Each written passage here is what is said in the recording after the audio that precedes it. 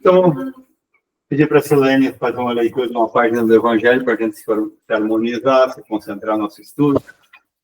A caridade material e a caridade moral. Amemo-nos uns aos outros e façamos a outro o que queríamos que nos fosse feito. Toda religião, toda moral se encontram encerrados nesses dois preceitos. Se fossem seguidos nesse mundo, seríeis todos perfeitos. Nada mais de ódio, de divergência, direi mais ainda, nada mais de pobreza, porque do supérfluo da mesa de cada rico, muitos pobres se alimentariam. E não veríeis mais nos sombrios bairros que habitei durante a minha última encarnação. Pobres mulheres, arrastando consigo miseráveis crianças necessitadas de tudo. Ricos, pensai um pouco nisso. Ajudai o que tendes de melhorar os infelizes. Dai, porque Deus vos retribuirá um dia o bem que houverdes feito, para que encontreis ao sair do vosso envoltório terrestre um cortejo de espíritos reconhecidos, que vos receberão no limiar de um mundo mais feliz. Se pudesseis saber a alegria que experimentei em reencontrar aqui aqueles a quem pude beneficiar em minha última vida terrena.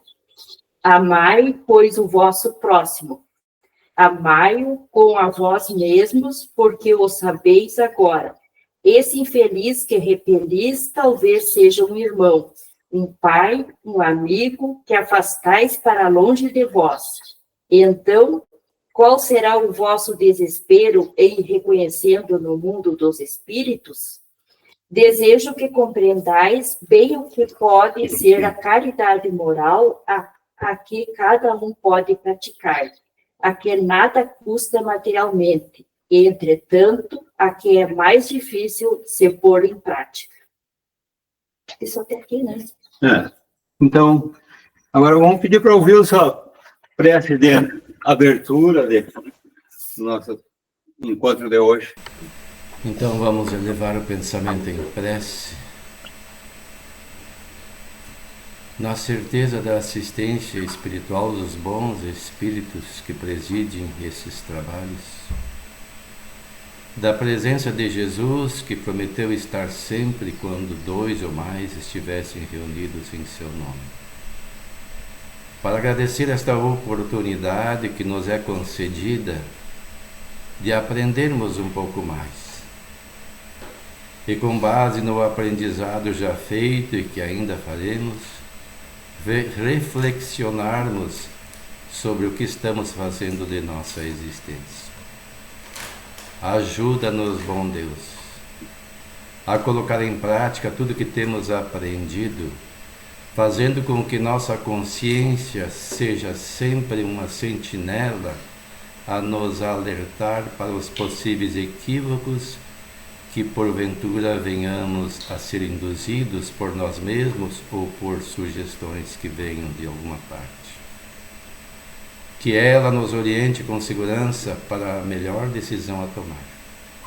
E principalmente em melhor utilizar o tempo de vida que ainda temos nesta encarnação para fazermos o melhor, de acordo com o que ela nos orienta pelo aprendizado já realizado.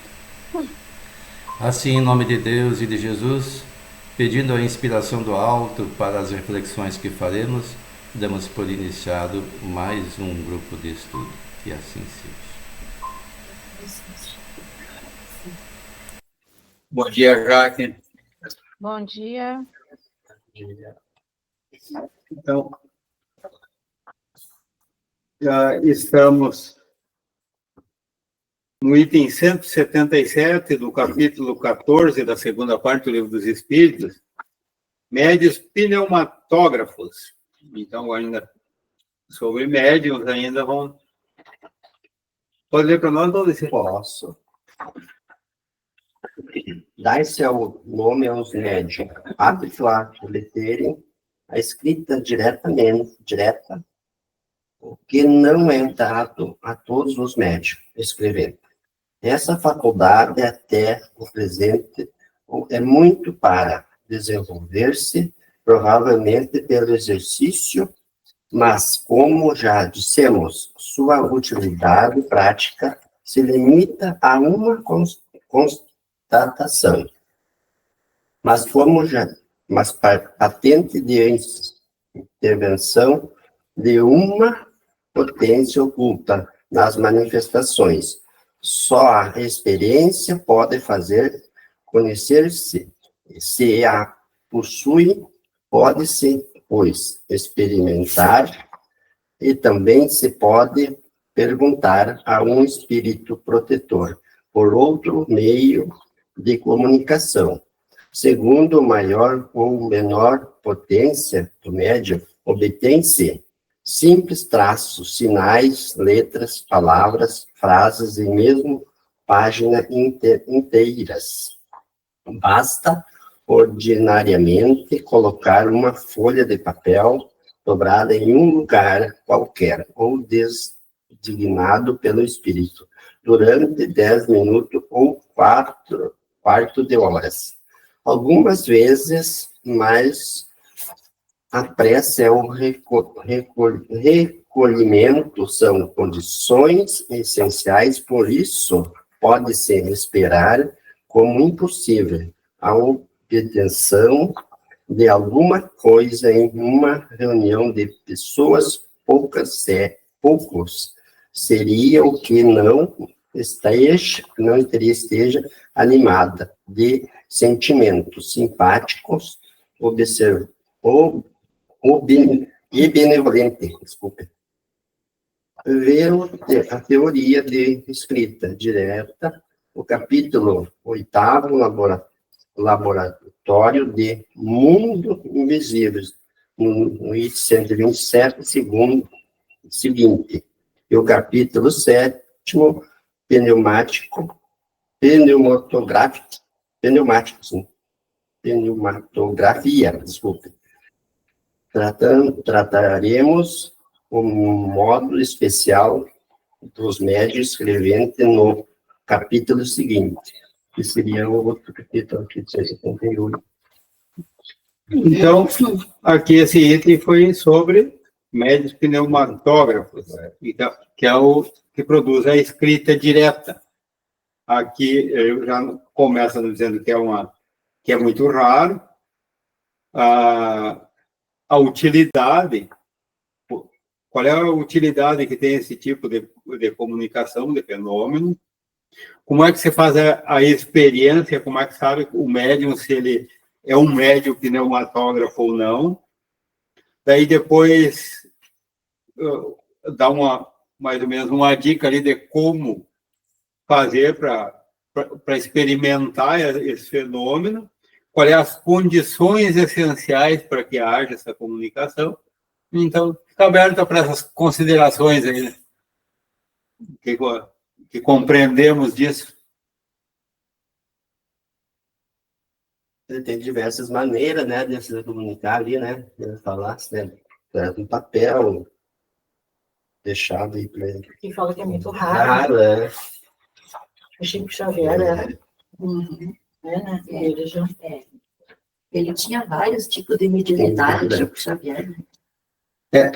Eu do Chico, eu não me lembro assim, de eu ter visto uma específica dessa aqui. A gente sabe que era uma quantidade de coisas que ele fez, então, mas eu especificamente, uma de escrita direta dele, eu não tenho, quem sabe, é tanta coisa grande de ouro que até não pensei agora, não lembrei. Mas, porque essa assim, ó, o papel fica num lugar e ele aparece escrito. Então, alguns vêm uma letra, uma palavra, vem uma gradação ali conforme a capacidade médica. Chega a vir os textos completos.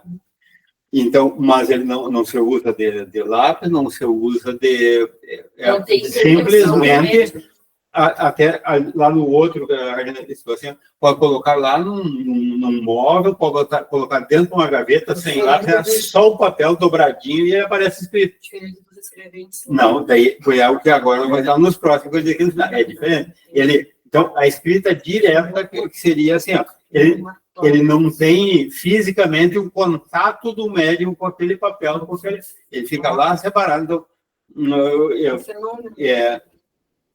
Deve ter um significado essa palavra, pneumatógrafos, deve significar alguma coisa nesse sentido, né? Eu não sei.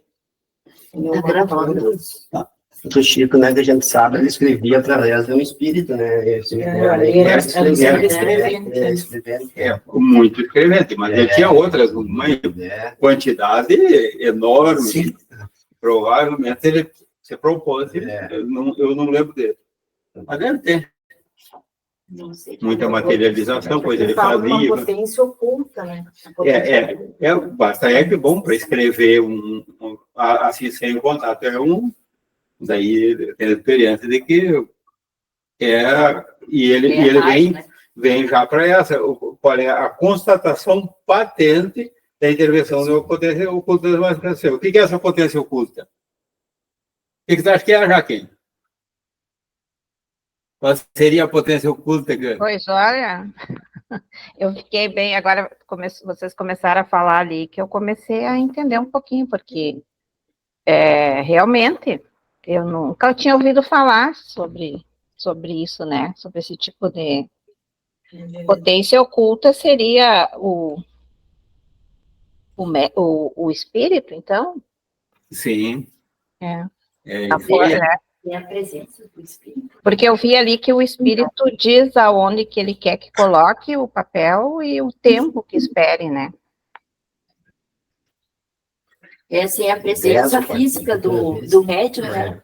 Não sei se alguém viu falar antigamente, dizia que se pegar um papel com água e o papel, botar uma tinta e dobrar, botava num copo d'água na noite de São João, me ensina um desenho de fenômeno. E às vezes... Conforme a tinta, ele vai acontecer mesmo. Daí já tem um pouco de superstição e pode que até os espíritos aproveitem até uma situação dessa que seja haja alguma... E até uma letra, né? Diz que aparece assim.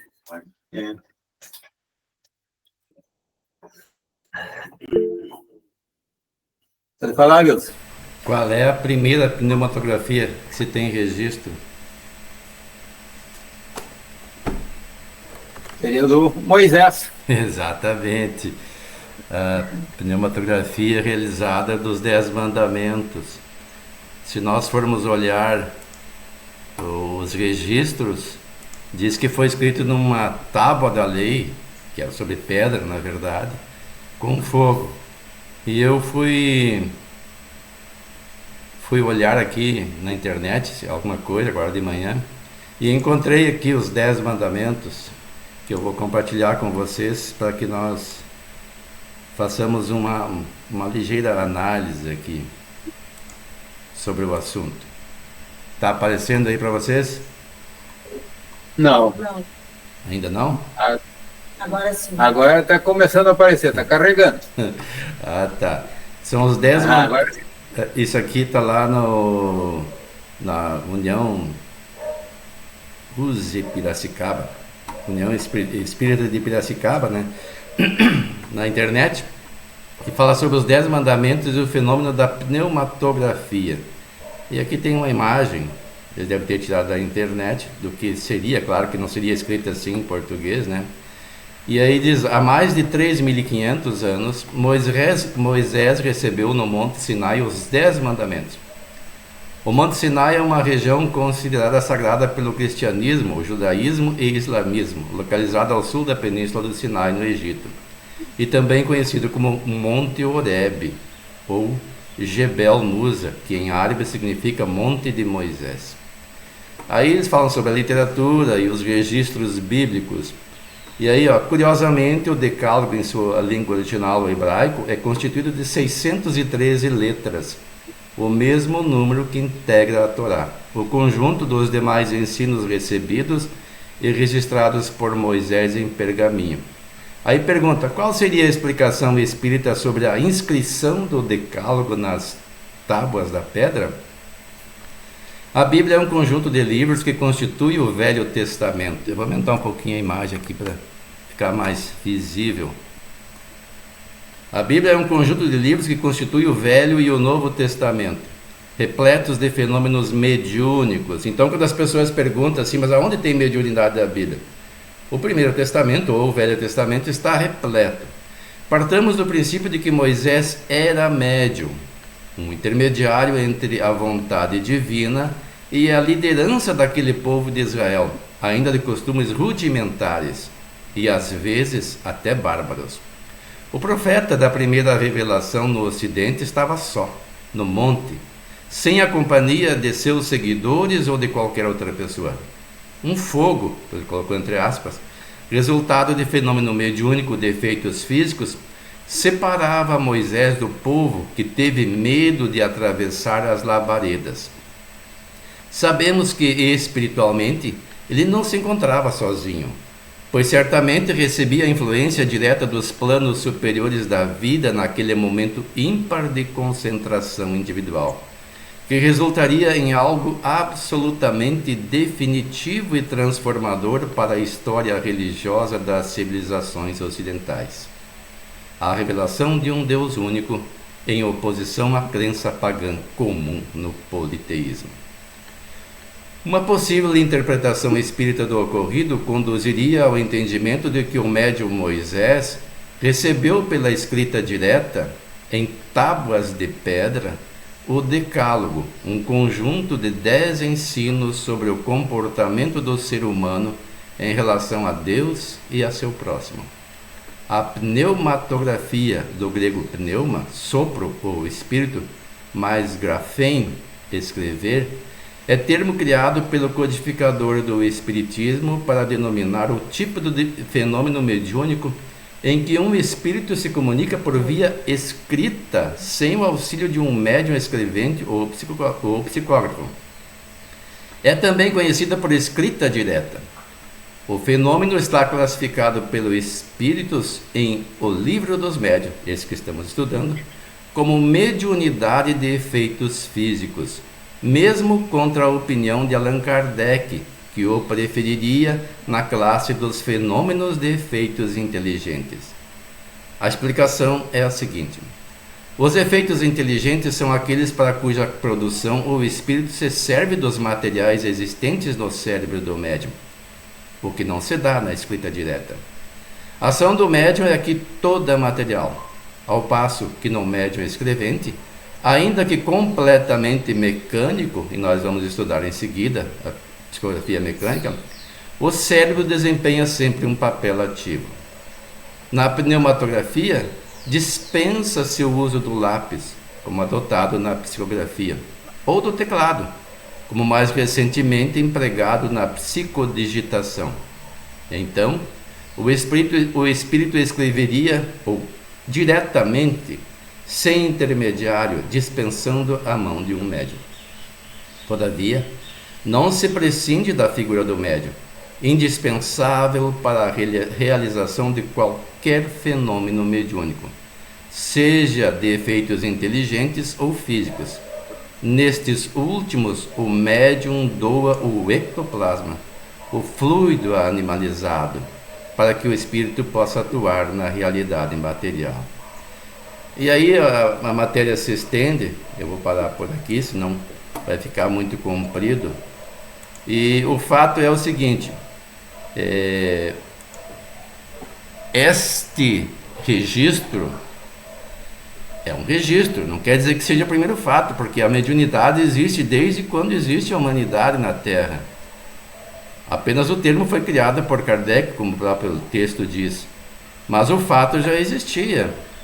E existia dentro do paganismo, daqueles povos que acreditavam em vários deuses, ou seja, eram politeístas, e esse fenômeno registrado lá no livro de Êxodo, imagino eu, traz para nós o registro dos que nós chamamos hoje de 10 mandamentos, os mandamentos basilares do cristianismo, que depois Jesus aprofundou com o seu pensamento, e que está registrado lá no que nós chamamos o Novo Testamento, segundo os 4 evangelistas. e que se resume em amar a Deus sobre todas as coisas e ao próximo como a si mesmo.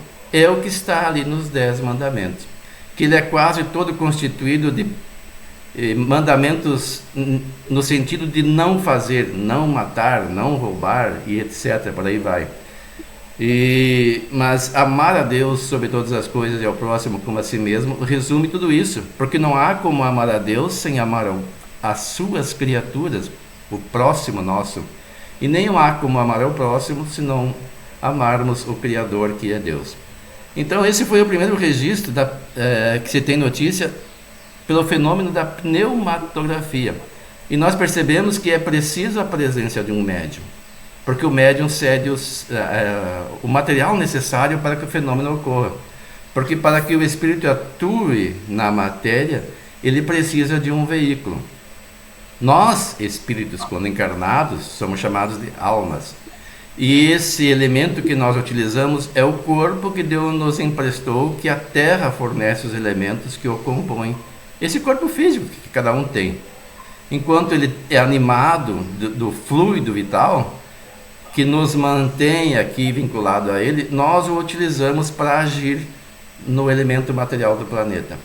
Já quando desencarnamos, nós não podemos fazer isso, a não ser que utilizemos de algum veículo. E esse veículo, quem fornece, é o médium, que ele fornece, que nós chamamos de ectoplasma, que ele manipula e faz o que lhe apraz, o que lhe é permitido no momento.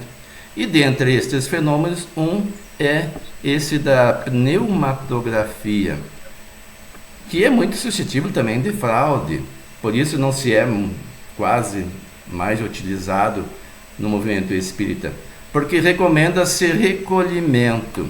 E quando se fala em recolhimento, as pessoas tendem a imaginar-se em prece, com os olhos fechados.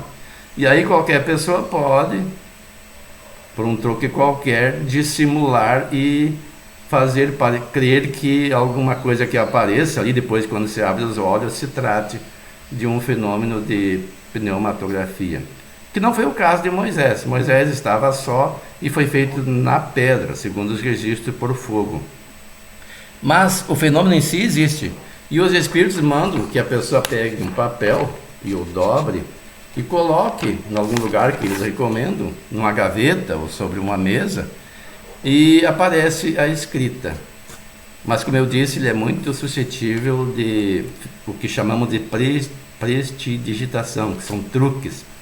Eu vi um programa televisivo em que uma pessoa que se dizia prestidigitador, e era, ele disse que muitas pessoas, eu já falei nisso nos nossos encontros, o procuravam como se ele fosse um guru, mas ele dizia que não era, que era tudo prestidigitação. E ele faz uma simulação disso. Ele pega um papel, mostra para a plateia, está em branco, dobra e coloca dentro de um balão, infla o balão e deixa ele pendurado. E o programa rola. Ao final estoura-se o balão e tem uma mensagem dentro escrita. Eu fiquei pensando como é que ele fez isso. Tem essas tintas que levam tempo para se manifestarem. Eu pensei, de repente, ele tem uma tinta especial dessa e alguém escreve esse texto um pouco antes do programa, ou ele mesmo. Então tem diversos truques. Hoje em dia nós percebemos, quando vamos ao dentista, quando fazemos uma restauração, aqueles que ainda fazem, né? Os antigos nós ainda fazemos, né? Os novos já têm os tratamentos preventivos, não precisam. Então você faz uma restauração, coloca-se uma massinha e uma luz jogada em cima. Instantaneamente, ou em alguns segundos, esse material endurece e o dentista esculpe o dente. É uma obra de arte. E a pessoa tem um dente como se fosse original. Então, o material é possível ser manipulado para diversos fins, quem conhece. Então, esse mesmo fenômeno na pneumatografia pode, uma pessoa que conhece, ser fraudado. Mas o fato é que ele existe. Como disse Kardec, porque há vinho falso, não quer dizer que todo vinho seja falso. Mas qual é o propósito, como aqui foi comentado? Apenas provar que existe uma potência estranha agindo. Mas isso nós já temos farto material, não precisamos mais disto. Apenas para registro da história nós estudamos para saber como as coisas acontecem. E isso acontecia muito na época em que essas ideias vinham a público e Kardec ainda trabalhava na compilação das obras basilares para que chamar a atenção das pessoas, porque muitas pessoas poderiam duvidar.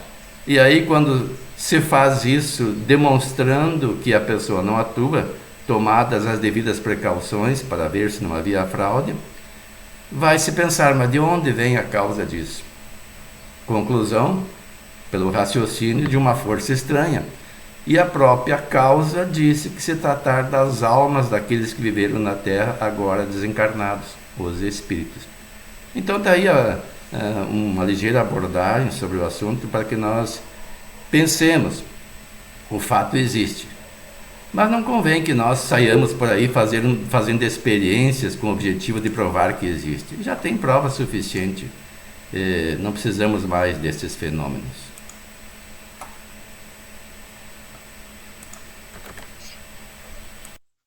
Eu acredito também que, eu acho que hoje, se ainda existe, né, isso deve ter um fim pro bem, né? Deve ser pro bem algo assim que seja necessário e que se o médium tem essa capacidade, assim, também não tem essa necessidade de demonstração, né, pública ou coisa assim, deve ter algum objetivo pro bem sem necessidade de exposição. Como é que se sabe se a pessoa tem ou não tem esse tipo de mediunidade?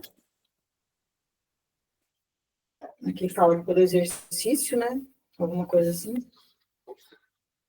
Pode ser experimentar. Experiência. Então, como eu disse, hoje não tem um porquê. Aí, hoje, se hoje ainda tem, provavelmente tem. Quem é que experimenta? E outra, daí, depois, como ele disse no final, para que experimentar também. Mas, então, é uma coisa que normalmente o médico que tem esse tipo de mediunidade, também ele tem ou para escrevente, ou para outro. Então, já até mais práticos e mais produtivos, que não há aquela necessidade. Mas, digamos, pegasse entre todos os médicos, todos se propôssem a fazer esse tipo, daí alguns iam conseguir fazer uma palavra, outros uma frase, sendo que podem, pela psicofonia, psicografia, fazer muito mais. Então, e daí, por esses outros tipos de fenômeno, por todo o conhecimento que a gente tem, é diferente, digamos, do tempo de Moisés. Se ele fosse fazer uma psicografia na frente do povo lá, iam dizer o quê? De quem que veio aquilo? Não, do demônio. Do demônio, veio do próprio Moisés, não sei o quê. Daí, então, precisavam impressionar, veio de Deus, não foi? É diferente. Então, tinha um objetivo que a gente imagina isso, que deveria ainda ter muito mais que isso. Então, na época de Kardec, tinha um objetivo muito importante, que um deles era botar nós sentados aqui nesse domingo de manhã para estudar, para entender o que ele conseguiu entender. Quantos anos Kardec estudou as manifestações nessa encarnação da compilação, Wilson? Mais ou menos. Ele começou com... No mínimo 3 anos de elaboração, mas ele já fazia estudos relativos, por exemplo, ele era um estudioso do magnetismo, antes mesmo de conhecer o espiritismo, né? E quando começaram, aliás, já não começaram, já estava bem avançado o fenômeno das mesas girantes ou dançantes na França, e que alguns colegas da academia o convidaram para se inteirar do assunto. A princípio ele se recusou, achava que aquilo era uma história para fazer dormir em pé. E só lhe chamou a atenção quando lhe foi dito que as mesas estavam dando respostas inteligentes. E daí ele perguntou...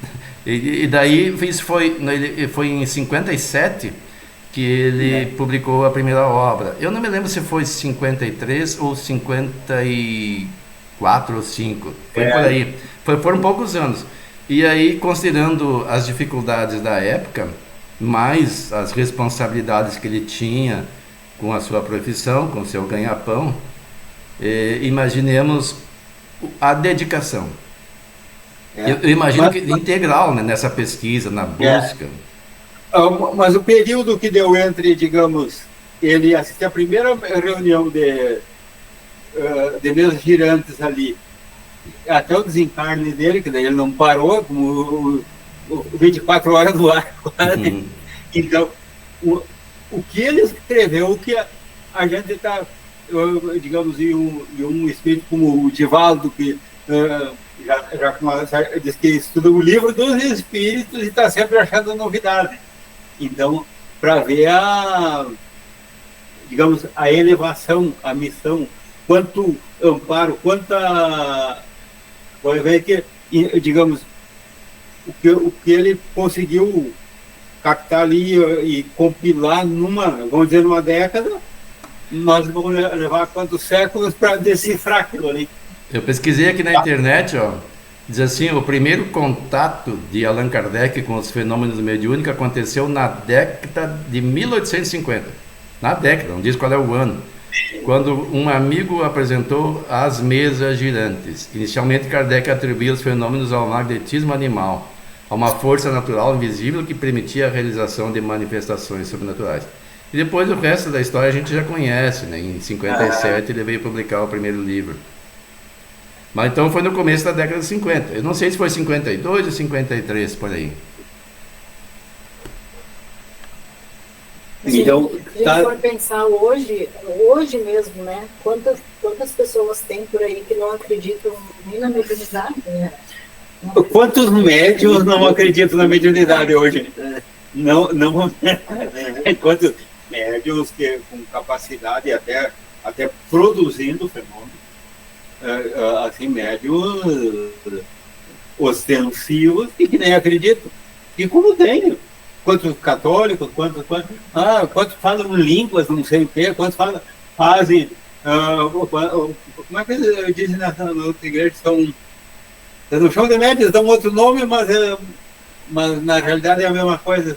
Aqui tem uma publicação do Consolador, diz que o primeiro contato dele foi em 1854. Pensa bem, né? Em menos de 3 anos, menos de 2 anos e pouco de trabalho, ele já lançou a primeira publicação do Livro dos Espíritos, que tinha 500 e poucas perguntas e respostas. E um ano depois ele publicou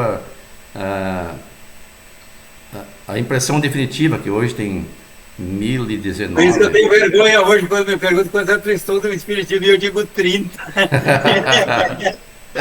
Já que está com a mãozinha levantada ali, manda.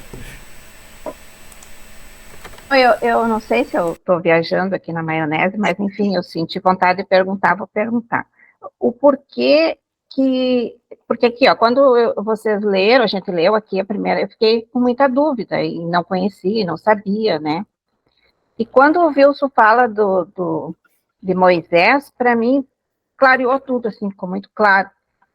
E eu fiquei me questionando por que Allan Kardec não cita isso aqui nessa parte aqui, já que me parece que é um fenômeno muito importante e esclarecedor disso aí.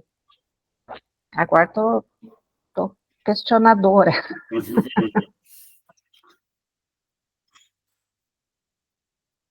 É uma boa pergunta. Ele fala em outros capítulos, né? 127 seguintes, capítulo 12, não sei, talvez tenha. Não, perguntando e já tentando entender um pouco, até pelo que o Marino falou antes ali, que se Kardec tivesse feito isso na frente de todo mundo, né? Se Moisés tivesse feito isso na frente de todo mundo, já iam dizer que era a obra do demônio e tal. Talvez nessa época também Kardec não quisesse colocar um texto bíblico tão importante como é a questão dos 10 mandamentos, até me parece que era um momento de muita desconfiança, que até hoje tem, né, mas naquela época, imagina como é que, me parece que eu já perguntei e já estou tentando responder também. Uma boa pesquisa, vamos procurar ver se em algum lugar Kardec falou alguma coisa sobre esse assunto, daí se alguém achar alguma coisa, coloca no grupo lá. E daí nós queremos procurar agora, daí também já. Mas ficou um bom tema para casa. boa pesquisa. Quem sabe, porque ele se manifestou e vários. Tem as revistas espíritas também, que ali era o laboratório dele, que está ali, a gente tem que também ler, compreendendo que era uma questão ali de estudo. O que depois estava bem, mas vinha no livro. Cara, tem um raro exemplo que ali ele corrigiu alguma coisa que ele tinha colocado num livro, coisa que depois, com o andar, com o tempo, com mais conhecimento, ele até deu certa explicação sobre coisa que ele tinha colocado num livro mais antes, né? Mas ali a gente tem que... Mas ali ele manifestava, tem um vasto material que é praticamente o dia a dia, o estudo que ele lançava ali até para colher material sobre aqueles assuntos. Era um meio de pesquisa da época que ele tinha, era o blog dele da época.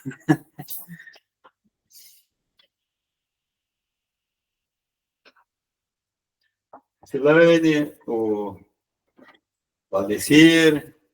Acho que está bem explicado. Para mim, né? Não sei para o Valdecir. Tem que estar aqui, né? Daí essas outras dúvidas, como a Marina falou, tem que pesquisar. E daí, Depois, teve até na leitura do Wilson ali, saiu uma coisa interessante ali sobre o fenômeno como é que é? Fenômeno de efeito material ou intelectual? Ou inteligente? Eu não lembro bem como é que é o termo usado ali. Mas ali teve uma questãozinha sobre esse, que até parece que Kardec mesmo tinha uma opinião, eu acho que foi os espíritos que conceituaram diferente.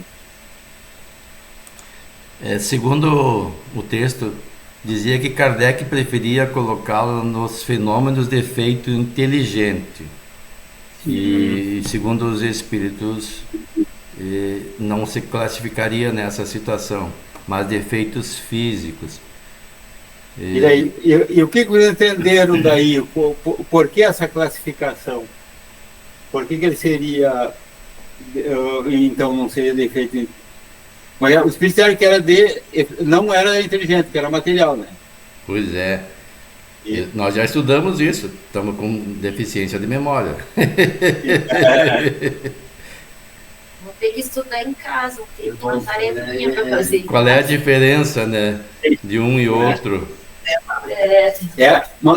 Mas é que a coisa é tão sutil que o próprio Kardec teve que ser corrigido ali. Então, para nós tem uma certa dúvida, até daí a gente ainda aqui hoje a gente tem o Google, que é uma biblioteca gigantesca, né, que nós encontramos de imediato os resultados. Aqui diz assim, efeitos físicos são manifestações sensíveis, como pancadas em móveis, ruídos e deslocamento de corpos sólidos. Algumas manifestações espontâneas, enquanto outras podem ser provocadas. Efeitos inteligentes são manifestações que envolvem a capacidade de receber e transmitir comunicações inteligentes, entender e reproduzir mensagens dos espíritos. Alguns exemplos de efeitos inteligentes são a escrita direta, psicografia, psicofonia e voz direta. Aqui ele já está falando que a escrita direta é inteligente. E é diferente do que está naquele texto, né? Uhum.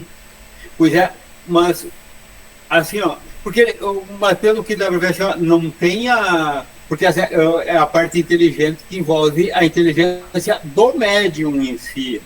Então, ele recebe na psicofonia, ele recebe a ideia do espírito, a mensagem, mas ele mais ou menos decodifica e transmite, assim como na escrita.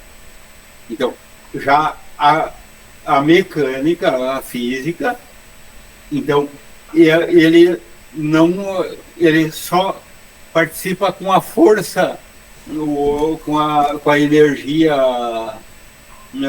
vital ali, com essa parte, para que o espírito faça de per si. Então, é o que acontece então, não usa a inteligência do médium, mas a comunicação. Isso ele não usa a inteligência do médium, ele só usaria, daí no caso, o ectoplasma do médium, então, para ele produzir esse fenômeno físico. Então foi o que eu captei isso aí. Então, ele usa o ectoplasma, mas não a inteligência do médium. Então, por isso que ele não seria inteligente. Mas aí, então, não exige tanto esforço físico do Não, ao contrário. médium? Não, o esforço, mas ele usa da energia ectoplasma. física. O ectoplasma é energia física. Isso é um estudo que nós vamos fazer no futuro próximo. Está na questão 187 do Livro dos Médiuns. Vocês podem acompanhar lá. Tá? Podem dividir-se os médios em duas grandes categorias. Está escrito ali, né? Médios de efeitos físicos e médios de efeitos intelectuais. Daí nós vamos indo. Então vamos vamos lembrar lá. Ó. Vamos deixar na expectativa de acompanhar os estudos. Então, 10 itens para frente, nós estamos no 77, nós vamos estudar no 87. Então, nós chegar lá, vamos lembrar de 10 para trás e vamos. Então. Não, eu acho que nem vamos passar para o próximo item, eu acho que daí, pelo horário, pela importância, e a gente tinha combinado de quando terminasse um capítulo, nós fazer uma recapitulada, dar uma conversada, então vai ser o nosso próximo encontro. Daí sobre o capítulo 14. Esse aqui é o coração do Livro dos Médiuns, é esse capítulo aqui, né? Aqui tem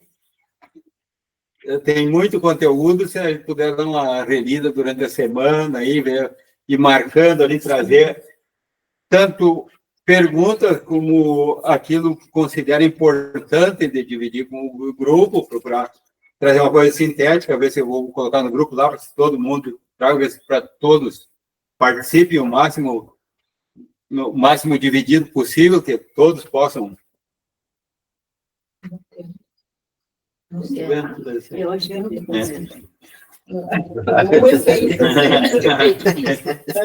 Mas sabe que mesmo esse que a gente leu agora, se for olhar lá, o 127, seguimos o 12, o 8, nossa, tem um monte. Tem. Você recorda? Não, a escrita direta, muita coisa. É por isso que o nosso estudo aqui, ele nos instiga a estudar mais. Então, aqui a gente não tem como a gente esgotar um assunto, dizer que, não, basta que é tão profundo que... tem vários capítulos aqui. Que nós, é bem hoje vamos ver 4. Nem tu lê um, vai para outro. Começa a ler um desse tamanho e manda para dentro da aula. Todos os meios de comunicação. Quer ver? Manual. Mais E nós mesmos, digamos, hoje nós estamos no item 177. Vamos dizer que nós chegamos no fim do livro, vamos voltar no início, e nós, os 6 aqui, chegassem no 177 de novo, depois de ter terminado o Livro dos Médiuns e retornado estudante, chegado no 177 de novo. Nós íamos ter uma outra conversa sobre esse mesmo assunto. Nós já estudado mais o 187, tudo, que tem todo o contexto, e quando chegasse aqui de novo, nós já ia ter outra visão bem melhor do que hoje, com certeza, né? Estou na terceira já, fazendo uma, segunda, terceira, agora na terceira eu comecei a querer pegar um pouquinho. Quanto mais a gente leu, quanto mais a gente... Eu só escutava, não comentava muito, né? Hoje a gente lê lá, já tenho mais... Consigo mais entrar no assunto. O Divaldo é um que ele disse que já leu o Livro dos Espíritos várias vezes. Então, o que deixa para nós? A gente vai ter que estudar várias vezes para poder entender melhor.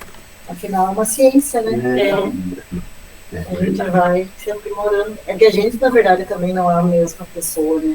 Amanhã a gente já está diferente com algum acontecimento anterior. Ainda mais a gente que busca estudar, analisar, refletir sobre as coisas do dia a dia. Daí vem a leitura e vem o estudo, tu começa a sincronicidades, né? Tudo começa a se ligar. A observação do Marino é importante.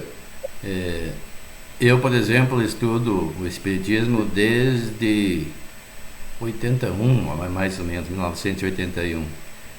E sempre parece que a pessoa está lendo pela primeira vez, embora tenha uma melhor facilidade na interpretação. Mas sempre faz uma abordagem um pouco diferenciada. A acumulação do conhecimento, informações novas e mesmo a inspiração para fazer uma nova análise. E também nós não devemos ficar apenas nessa leitura das obras básicas repetitivas, nós temos que fazer um estudo aprofundado.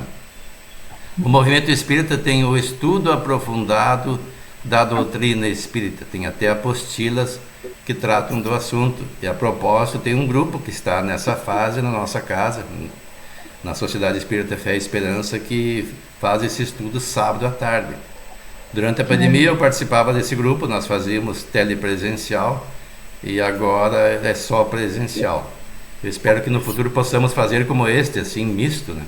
Em que pessoas que possam comparecer e prefiram comparecer, continuem, mas que também seja aberto para que nós possamos gravar e deixar registrado, porque enquanto houver o YouTube, nossos vídeos ficarão lá. Alguns poderão dizer, mas o número de acesso, às vezes eu olho assim, a profundidade dos nossos estudos e o número de acesso, que é muito pequeno. Talvez falte engajamento de nós compartilharmos, ou de curtirmos, ou de nos inscrevermos no canal, ou até mesmo o nome do canal ou a abordagem feita. Não sei dizer. Mas o fato é que eu vejo que o nosso alcance é pequeno, mas fica lá. Se uma pessoa que tiver acesso fizer uma reflexão e mudar o seu modo de agir para melhor, já terá alcançado o seu propósito. Porque se nós formos ficar nesta questão de análise, qual é o alcance, e nos desestimularmos, perderemos o propósito. Porque o próprio Haroldo Dutra Dias disse que ele foi participar de não me lembro se era um estudo, se era uma palestra. Ele achou que estaria cheio de gente, ele era o único aprendiz presente. Ele ainda não conhecia o Espiritismo. E aí o palestrante falou como se fosse para uma multidão. E ele começou ali o seu aprendizado. E olha o trabalho que o Haroldo Dutra Dias faz hoje, né? É excepcional. É um dos expoentes máximos do movimento espírita. E eu me recordo que uma vez houve uma palestra na nossa casa e a palestrante era Cláudia Scholl. E o seu tema era Depois da Festa. Tratava do carnaval. Eu achei muito interessante a abordagem que ela fez sobre o tema, porque geralmente quando a gente faz, a gente aborda aquelas questões basilares, mas num sentido assim de chocar ou de desestimular as pessoas para que participem desses eventos em razão das companhias que atraem e das consequências. Só que ela fez que as pessoas fizessem uma análise. Depois da festa, como é que a pessoa vai estar? Quais as consequências? Não fez juízo de valor. Aí, terminada a palestra, eu estava conversando com ela e percebi que uma pessoa se aproximava, um homem, e pediu para falar conosco. E eu pensei, não, ele vai querer falar com a Cláudia Scholl, né? Não, quer falar contigo. E a Cláudia percebeu a gravidade do assunto, se despediu e se retirou, e ele ficou falando comigo. E começou a falar da vida íntima dele, e que lhe havia chamado a atenção durante a exposição doutrinária. E daí eu percebi nas suas falas que ele inclusive estava pensando em cometer suicídio. Eu perguntei assim, mas não quer falar num ambiente mais reservado? Não. Eu vi que ele tinha necessidade de expor ali. E a conversa foi se prolongando. Isso era uma segunda noite. E o pessoal foi se retirando. E quando eu vi, estava só eu e ele na sala, no salão de palestra. E não podia dizer para ele que já tinha expirado o horário, né? Porque nós temos que também ter sensibilidade. E tudo isso demanda do aprendizado que eu já tinha feito e da inspiração do momento. E aí ele revelou que havia se separado da mulher, que tinha se envolvido em dívidas, que a vida dele estava destruída. Ele tinha uma moto, até estava vendendo a sua moto para pagar a dívida. E estava com essa ideia já martelando na cabeça de que a única forma de fugir do problema era o suicídio. Aí eu argumentei que, no caso dele, as questões materiais se resolvem com o tempo. Ele tem e tinha na época um emprego estável, não seria demitido, e que as dívidas podem ser parceladas, e ele já tinha alguns bens, tinha como viver, o básico tinha. Agora, quanto às questões que ele queria reconquistar o amor da mulher, o respeito, aí eu digo, aí depende de ti, né? Não vai ser fácil, porque ela havia se decepcionado com ele, porque muitas vezes ele dizia que ia, pelo que eu me lembro, né, se reformar e não se reformar. E então ele estava achando dificuldade nesse aspecto de, não, você tem que demonstrar para ela que você é outra pessoa. E isso não é com palavras, é com atitudes. Você precisa começar a agir diferente. Resultado, depois de um tempo, que eu não me lembro quanto demandou, a minha filha estava com meu ex-genro, naquele tempo nos visitando, e estavam me aguardando lá fora. E, se não me engano, a Sônia também estava junto. Era o que ficou lá fora, e eu para fechar o centro espírita. Mas esse irmão foi embora e depois de algum tempo voltou feliz da vida, que ele tinha encontrado a estabilidade, já ia se aposentar e ia voltar a conviver com sua esposa, e ia se dedicar agora no convívio compensatório, porque dizia ele que sua mulher perdeu grande parte da sua vida profissional acompanhando na sua profissão. E agora ela estava retornando à sua atividade profissional, e ele, como aposentado, ia viver com ela. É de outro estado, lá do norte. Mas que voltaria a nos visitar. Não sei, eu acho que se ele vai visitar a gente de novo ou não.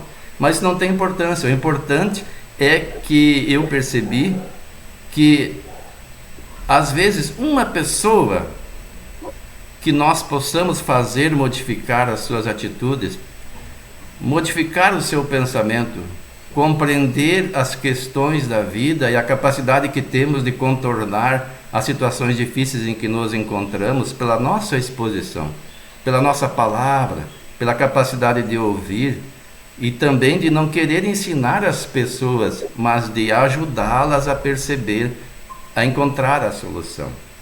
Porque se eu fosse dizer, não, isso aí não é grande sofrimento, o irmão vai contornar. Então é preciso dizer, apontar coisas objetivas, encontrar um meio de auxiliar a pessoa. E isso o Espiritismo nos fornece, pelo cabedal de conhecimento que a doutrina nos disponibiliza, trazendo para nós uma melhor compreensão do Evangelho de Jesus. Porque quando mal interpretado e mal explicado, as pessoas tendem a desacreditar mesmo em Deus e em Jesus. E diante das dificuldades, se desesperarem, descrerem na própria providência divina, e daí é um passo em alimentar ideias malsãs que levam à depressão, é muito fácil. Então é preciso que nós conheçamos profundamente. Esse livro que nós estamos estudando, o livro dos médiuns, nos dá instrumentos de como fazer o intercâmbio. Ah, mas eu não sou médium ostensivo. Eu também não sou. Mas tenho certeza que naquele momento eu fui intuído. Nós vamos estudar isso no futuro, os médiuns intuitivos. E sempre o seremos. Os profissionais das diversas áreas, quando agem procurando levar o melhor da sua profissão em benefício da pessoa que está recebendo o seu serviço, também são inspirados. Em todas as áreas, nós estamos sempre acompanhados. E daí, o Espiritismo veio para nos instruir de como nós sermos bem inspirados. Porque a inspiração pode ser tanto positiva quanto negativa, depende da nossa vinculação. Então, os nossos registros que nós fazemos e deixamos gravados em vídeo, tem esse potencial. Às vezes nós vamos olhar lá, tem pouco alcance. Mas se uma pessoa ouvir e reflexionar e tirar dali um proveito para a sua vida, já terá alcançado o seu propósito.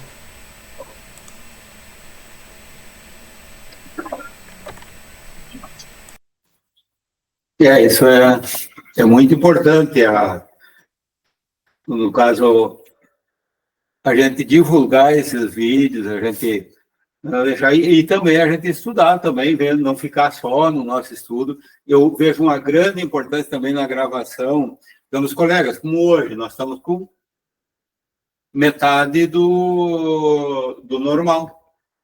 Da média, é 12, 13. Hoje nós estamos em meia dúzia. Então, mas os colegas aí que não estão participando, um bom número deles vai participar da aula como assistente, vai assistir. Então, vários, ontem eu não pude ir, mas eu já terminei de assistir já. Então, como num estudo padrão só presencial, ou tu está presente ou está ausente.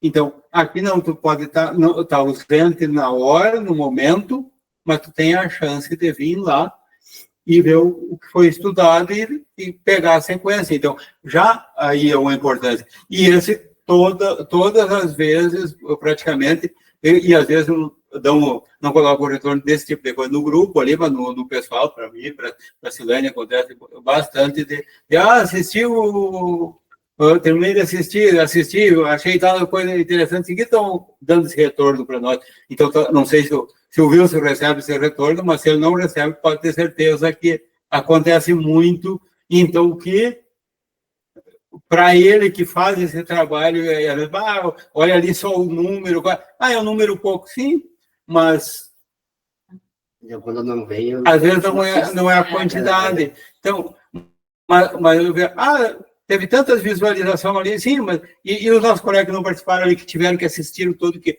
se interessaram, valeu a pena. E uma coisa que as pessoas não fazem também, que eu percebo assim, e até da gente, às vezes, quando a gente assiste algum vídeo no YouTube, que para quem está assistindo, às vezes não se dá conta mesmo de que a importância que é de tu curtir aquilo ali, né? Então, tem muitas pessoas que assistem e não dão o curtir, né? E, na verdade, até nós, se nós todos somos, quantos tem, né? Se nós todos curtir, já vai ter quantas curtidas? E isso aumenta daí, no momento que abrir, vai ser tem tantas pessoas, o cara faz, existe uma curiosidade, ele vai olhar, né? Ontem mesmo teve uma pessoa que ela não participa dos estudos no presencial e nem no online, mas ela disse que ela sempre assiste os vídeos. Os trabalhadores não, as pessoas que vêm, por exemplo, né, assistir as palestras, quantas pessoas frequentam aqui, que podem também assistir, né, sem participar do estudo. Olha, está pegando na hora. Mas, outra pergunta, Wilson, quanto a botar um YouTube vinculado à casa. Eu estava pensando nessa hipótese de criar até o Luiz me pediu para criar um canal da casa. É um canal, porque eles estão procurando pela casa, então daí ficando mais necessário, fica mais.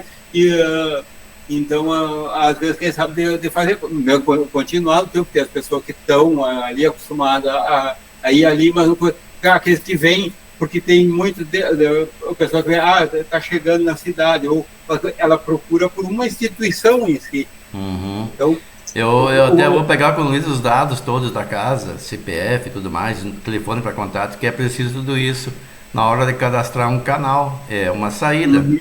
E daí vai ter um foco único, que é palestra espírita e grupo de estudo. Sim.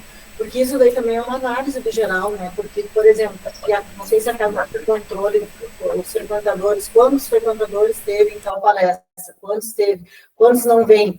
Porque essas pessoas que vocês não podem vir, se elas criarem esse hábito, porque é um hábito, né, gente? Uma coisa que eu demorei um pouco, assim, na doutrina espírita, para perceber a necessidade da disciplina que a gente tem com o estudo, isso que o Marino falou e que o Wilson fala às vezes. Eu, antigamente, anos, eu comprei a coleção da Joana de Ângeles, por exemplo, não tem quantos anos atrás, eu começava a ler, eu lia pegava um livro, queria ler aquele livro, daí, de repente eu parava. Vou ler o 2, li o 2, eu nunca consegui terminar ela inteira, sabe? Porque daí, quando eu pegava, eu já tinha esquecido o que eu estudei no primeiro, demorava muito. Agora não, agora eu peguei todos os dias e vou estudar um capítulo ali, toda noite, não importa, é a disciplina. Daí, é menos, mas a assiduidade, né? Assim eu estou conseguindo terminar cada livro. O tempo é mais. Mas então, eu estou olhando aqui o horário, nós já começamos um pouquinho atrasado, mas já deu 1 hora aqui, então vamos dar a gente encerrar, porque está muito bom o assunto quando a gente se empolga. Então, vamos agora elevar o nosso pensamento para fazer a prece, nos unirmos E vamos pedir para a Jaque fazer a prece de encerramento. Pode ser, Jaque? Pode ser. Vamos acompanhar aí. Então, vamos nos concentrar, agradecendo mais um dia de estudo, mais um dia de contato com essa maravilhosa doutrina, com os ensinamentos, que possamos cada vez mais nos concentrar nos estudos, como forma de ajudar o próximo, as pessoas que necessitam, nos melhorar, que é muito importante também. E agradecendo, então, essa oportunidade de todos os domingos, nesse grupo maravilhoso, que tanto conhecimento nos traz. E que estamos só no início, que possamos ficarmos unidos durante muito tempo nessa caminhada, que é na evolução espiritual, no conhecimento e na caridade, porque conhecimento e transmissão de conhecimento também é caridade. Agradecemos a todos que compareceram, aos nossos irmãos que não puderam comparecer e que vão, através desse vídeo, tomar conhecimento do que aqui foi estudado. Damos por encerrado o nosso estudo nesse domingo. Que assim seja. Que assim seja.